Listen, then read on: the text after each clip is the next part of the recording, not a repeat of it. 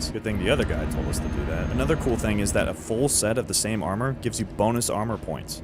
Actually, no. That's just completely wrong. Did they have this book, like, proofread at all by anyone who knows how to play the game? While we may not have been told to keep a shield with us, it is recommended that we carry a boat, furnace, torches, and some wood when we're ready to explore. And generally, this is good advice. I'm just wondering why the official Mojang guide has shaders, because until recently, there's no official way to have that in the game. Yeah, it's okay. We can just let it slide. There haven't been any other mistakes, right? The guys have a lot of other advice, too. Like if we were going to fight mobs, we can build up two.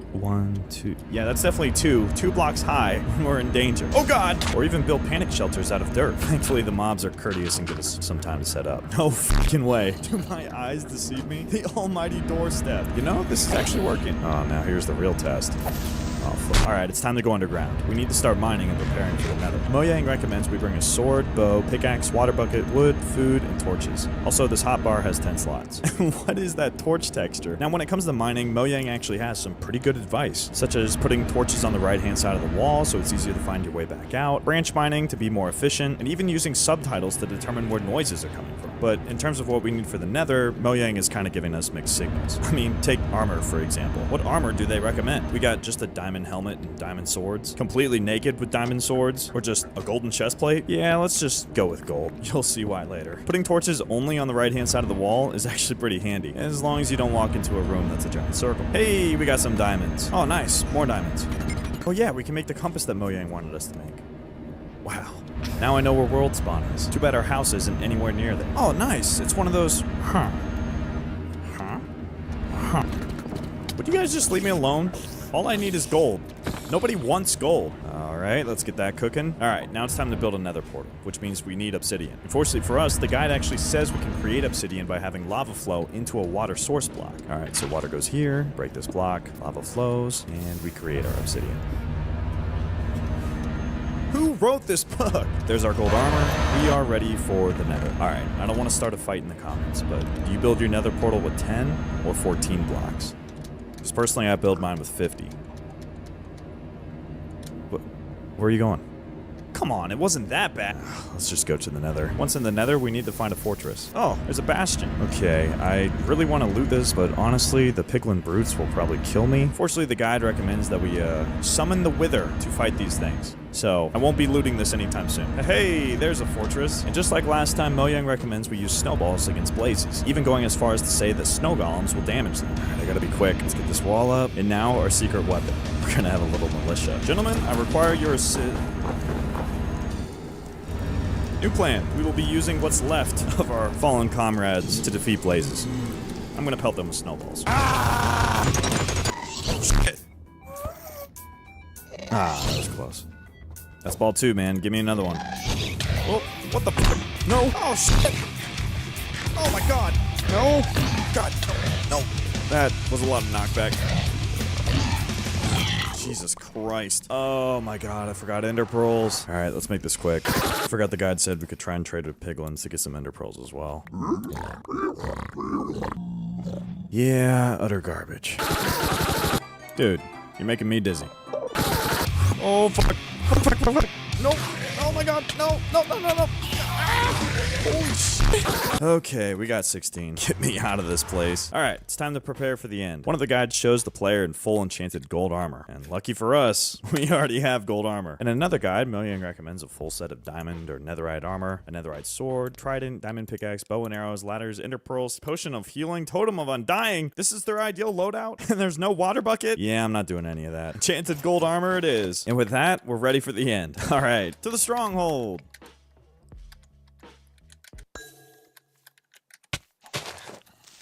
Oh, fuck! Okay, it's somewhere around here. Okay, we are really far down. Where is it?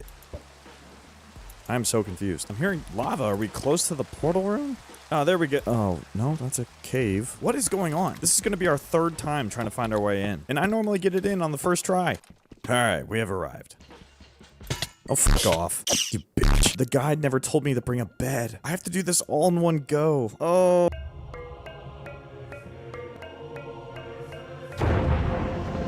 You know, I'd say it's been a pleasure, but it really hasn't. Okay, let's go. I wonder what this stronghold is. The guide shows us how to build 2 different panic shelters. One is a basic in-stone bunker, and the other is made of logs and planks. Wait, hold on. You're telling me that this set of guides has panic shelters in the overworld and the end, but got rid of the one from the nether? Nice. We're probably not going to need the shelters anyway, since we're wearing pumpkin, but better safe than sorry. Now let's take out these end crystals. We can just shoot the ones that aren't protected. But for the ones that have iron bars, we can use ladders to scale the pillars and then break a hole in them. And I know what you're thinking. No, there's not an easier way to do this. Mojang knows what they're talking about. Whee!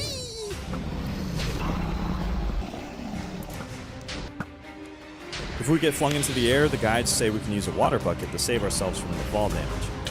Oh, like that. Oh,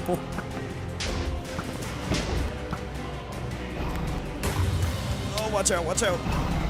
Oh, buddy. Alright, so I don't have enough ladders to get up to the other pillars. You know what we could do? Let's get ender pearls. I guess we are going to use the shelters that the guide had us build. Alright, let's take out that tower.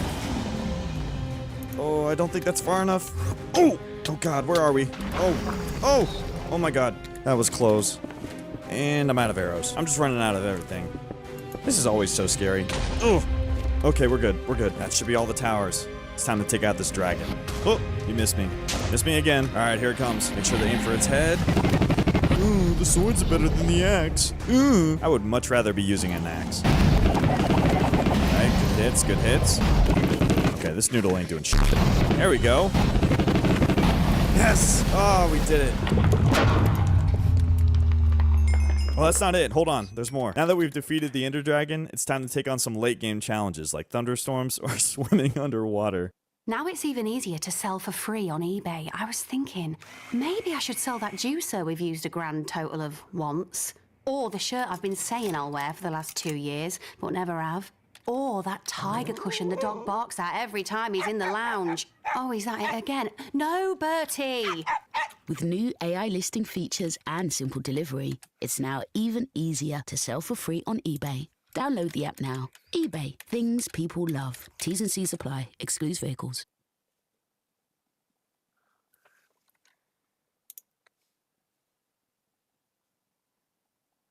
Today I'll be making a brand new file in Zelda Breath of the Wild and trying to get the paraglider, but I'm playing with a mod that randomizes all the items and enemies, which means the paraglider is now found in a random chest somewhere on the Great Plateau. That alone is really hard, but I'll also be spinning a wheel and giving myself 2 random restrictions to play with, like no killing enemies or the screen is flipped upside down. But real quick before we start this, I gotta set an alarm for my laundry. Like I put my clothes in the washer right before the stream started, so let me just make an alarm real quick. Realistic Hold on, I need to record this my includes voice smoother yelling suspension, laundry. camera movements, and improved torque. Sound fixes path. This provides more immersion to common sound.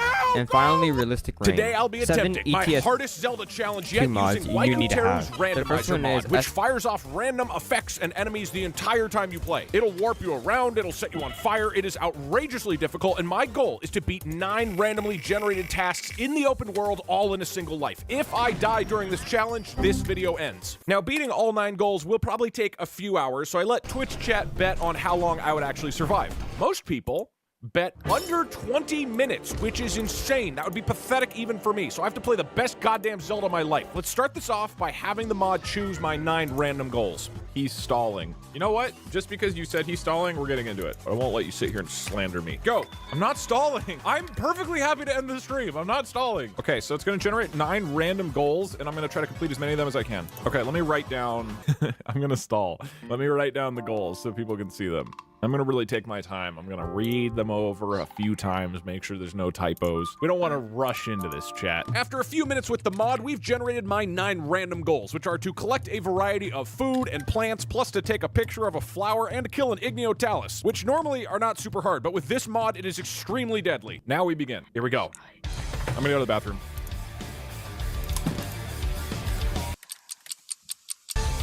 All right, let's jam. Reset the timer. What? Sorry, I can't hear you over all the awesome music. Ooh, snow boots.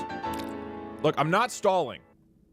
Look at those pants. Some good looking pants, right? All right, here we go. Before you go, shouldn't you make sure everything is spelled right? Yeah, that's true. Okay. Hyrule Bass. Raw meat. Hylian Shroom. Wait, Hylian Shroom. 1, 2, 3 Hylian Shrooms already. I gotta get at least 1 goal done. Whoa! No, no, no, no, no! Okay, hold on. Lionels can now spawn. Stay together, stay together, stay together!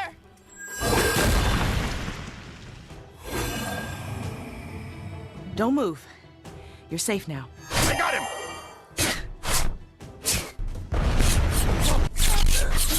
Sorry, I wouldn't normally move so fast, but there were so many of you that... Oh, no.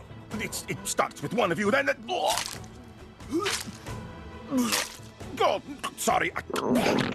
I can't... All clear. The building is clear. It's just us. Now we can cut loose and focus on taking these brutes down.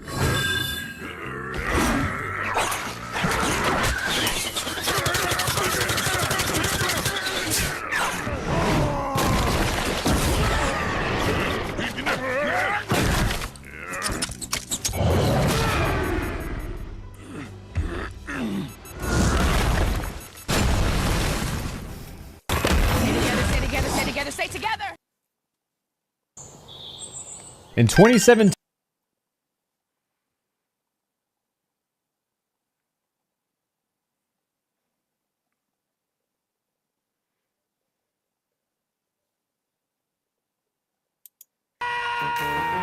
Isaac! What the hell? What happened to your leg? He amputated it while I was sleeping. Ha ha, got you. What? I have retaliated. That is my practical joke. You psychopath! You dismembered me! Is there some reason I am the central focus of everyone's attention? Isaac, are you aware that you have Mr. Potato Head pieces all over you? I just made a new GTA account and bought shark cards to see how fast I could lose $20 million. And to start, I went somewhere that lets me throw my money away. When a new worker comes out, I can lean in for a better view and tip them $3 at a time, but that was taking too long. So I decided to borrow NPCs' cars and bring as many as I could in the Los Santos Customs, then purchase every single upgrade just to blow up the car. And while this was helping me lose money, I needed to go to a tattoo shop where I could turn my body into a canvas and buy very expensive ink. And if you want to see my other methods I used to make the worst account in GTA, click here to watch the full video.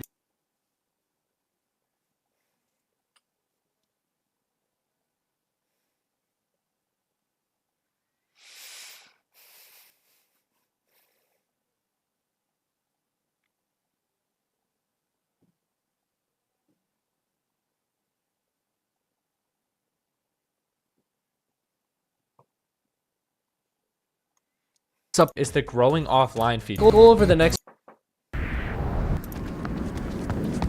Yes? My goal over the next week is to turn this empty base plate into a game that will make me over 1 million Robux. But I ended up giving it all away in the end of the video, so make sure you stick around for that. No! So I started by making this tree, and there it is, the first tree. I can already feel my thumb turning green. And if you don't know what Grow a Garden is, you're probably living under a rock, but the game is pretty simple. You get seeds, you plant those seeds, you wait for the plants to grow, you harvest the plants, and then you sell the plants for more money. Yeah, I can definitely make this game. But I can't just remake the game one-to-one, so I need to spice it up a bit. And instead of making Grow a Garden, I'm gonna make Grow a Forest. Wow, the forest is really coming together now. You're probably wondering how this game is going to be better than Grow a Garden when it's literally the most popular game on Roblox, and mine still looks like this. I should probably work on adding more trees to the game. Well, that's where my secret feature comes in, but I'll let you know what it is later in the video. And for now, I have to work on making Grow a Forest actually work. And if you look really closely at the title of the game, you'll see that it says Grow a Forest. So I actually need to make the trees grow and not just spawn wherever you click. So after I got the placement system working, I made it so that whenever you plant a seed, it will actually take time and grow into a tree. It's kind of a weird looking tree though. Anyway.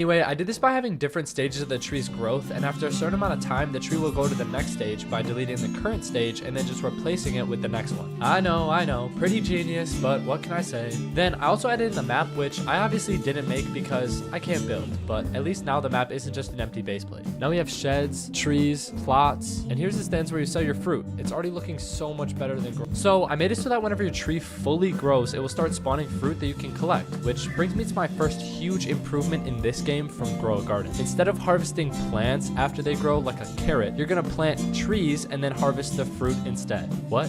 Grow a Garden already does this? Well, I'm just gonna do it better. And better I did, because just look at how amazing this fruit is. But if you like that fruit, then you should subscribe. Okay, thanks. But I also made it so that the trees and the fruit have random sizes, and whenever you grab the fruit, it'll show the weight of it. Oh my gosh, look at this fruit. It's almost as big as your mom. In Grow a Garden, their big selling point that gets people coming back to the game is the growing offline feature. These two words have probably made this game 10 times more popular than without it, because it makes people want to come back to the game to see how much their garden has grown. So obviously I need to add this in my game, but there was a small problem. I have no clue how to do this. How do you make plants grow offline? So I needed to figure out how to make the plants grow offline, or my game isn't gonna get any players, because how am I gonna get 1,000,000 Robux if people don't come back to the game? So after thinking about it for a few more minutes, I decided to just start trying stuff. Nope, doesn't work. No. Wait, that's close. Oh wait, it works. It actually didn't work, but I thought it did, so I stopped recording, and then 2 hours later, I finally fixed it and figured out how to do it. And it was actually pretty simple, because when the player leaves, all I did was save the stage that the tree was on and how much time it takes for the tree to grow. Then when the player joins again, I figured out how long they were gone for and updated the tree based on how many stages the tree was able to go through. So now your tree will grow offline. Dude, this took way too long. Anyway, now that you can grab the fruit, you need to be able to sell it. So the next thing I worked on was selling the fruit you have in your inventory. To do this, I was able to reuse the dialogue script from my game Dish, and it actually worked perfectly. Boom, that was the quickest thing I've done so far. But I didn't like looking at this boring, plain, basic Roblox hotbar, so I needed to replace it with a custom one like in Grow a Garden. And luckily for me, I also made a custom inventory system in Dish, so I just reused it and it looks pretty good. That actually was super easy. But now that you can plant trees and sell the fruit, you need to be able to buy seeds.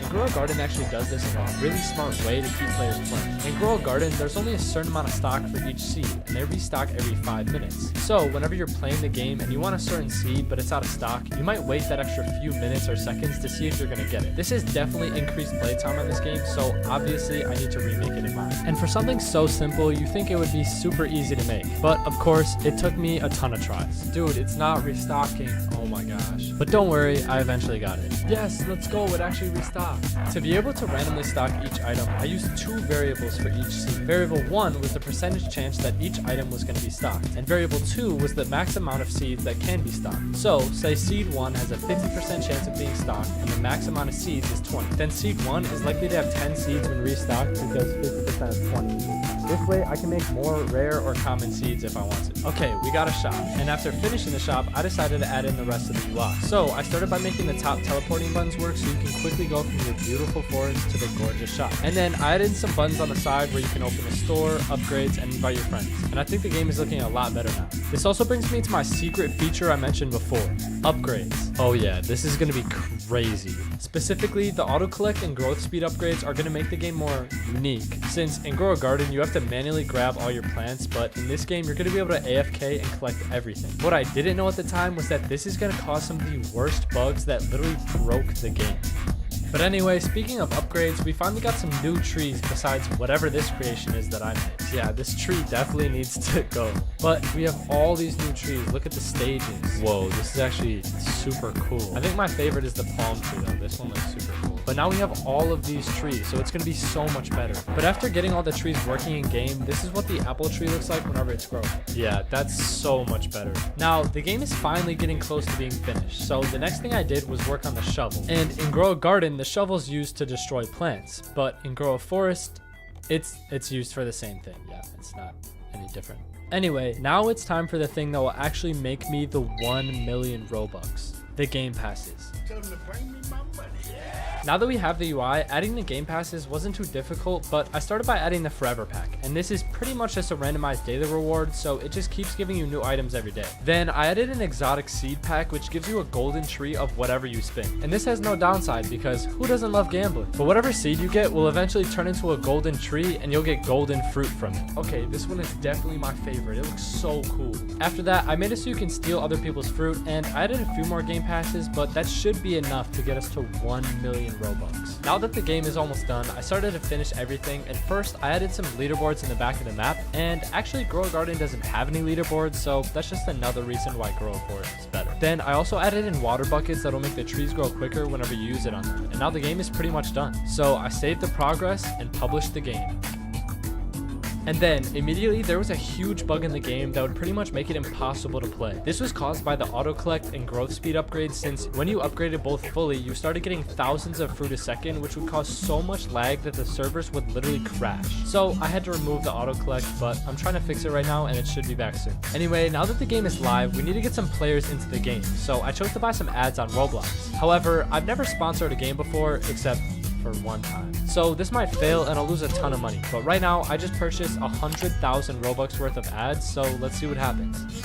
After a few days, the game was fluctuating between 10 and 100 concurrent players, and my budget for the ads was running out. The game wasn't getting recognized by the Roblox algorithm, and there was already a bunch of other games like Grow a Garden getting thousands of players, so I started to think I missed my opportunity. Did I really waste all this time and money for nothing? Nope. It took exactly 7 days for the game to start getting recommended by the Roblox algorithm. The game went from having about 30 players on it to 300, and then 600, and then 2,000. It was going crazy, and yet I didn't really feel that happy. Before, when my games were doing well, I would get super excited and be proud that all my work was finally paying off. But this time, it felt different. The game wasn't really mine. It was just a mere copy. I couldn't even be excited about it because I just remade someone else's idea for profit. And as I was sitting there thinking, I realized I didn't really want the money. So later in the video, I give all the Robux I made to someone who really deserves it. But before we can give away any Robux, we have to see how much we've actually made. So right now, the game has almost 2,000 players on it, and it's been about 3 weeks since the game was posted. And with over 1.6 million visits, I think it's time to reveal if we made the 1 million Robux. Okay, so in just the last 3 days, or 72 hours, the game has made 51,437 Robux, which is pretty good, but it's not a million. So in total, the game has made 327,000 Robux, which isn't a million, but over 300,000 Robux in 3 weeks from a game I made in a week isn't too bad. But like I said before, I'm giving away all the Robux, and I think I found the perfect person to give it to. Meet Prox. He is one of my first fans and actually found me from my TikTok account 3 years ago. He helped me set up my Discord server, and throughout these years, he's helped me so much and has never asked for anything in return. So I think it's finally time to give back. All right. Prox was my OG, I don't even know what to call him, like member. So this is to you, Prox. There we go. W, no way. W, thank you so much.